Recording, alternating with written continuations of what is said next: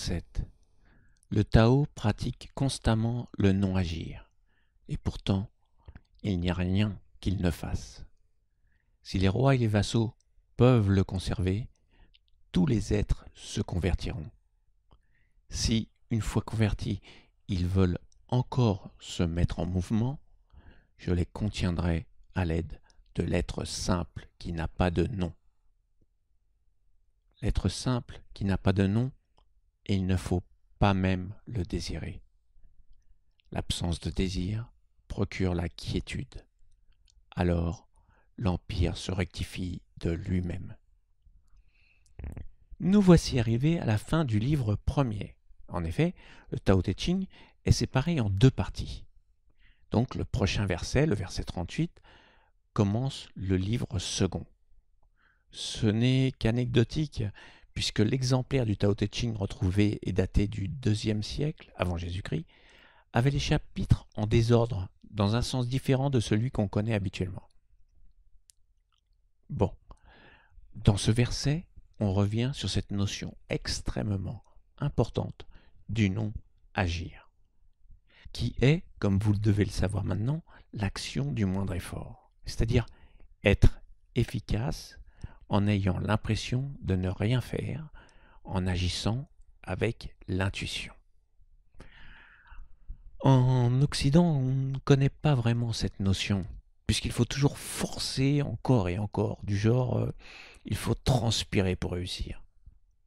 Au contraire, dans cette philosophie millénaire chinoise, il ne faut surtout pas transpirer, c'est un signe de faiblesse, c'est un signe que vous n'avez pas géré votre énergie. Dans le livre plusieurs fois millénaire, le I Ching, il est déjà fait référence en majorité dans les hexagrammes à une attitude plutôt yin face à des événements. Donc à une attitude plus de réception, de retrait, plutôt qu'à une attitude très yang, très active, très volontaire.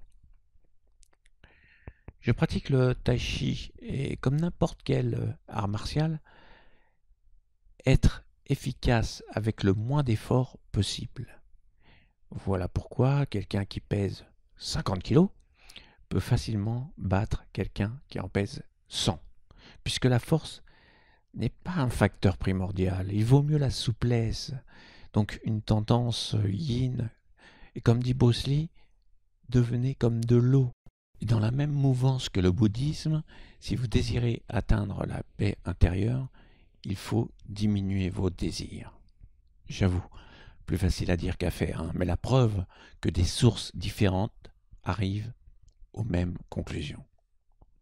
Quand Lao Tzu dit l'être simple qui n'a pas de nom, il ne faut pas même le désirer. L'être simple, c'est le Tao. Mais lui non plus, il ne faut pas le désirer. Ça doit venir naturellement. En définitive, quelqu'un de calme avec peu de désir aura beaucoup moins d'ennuis dans sa vie. Il se met moins dans des situations périlleuses.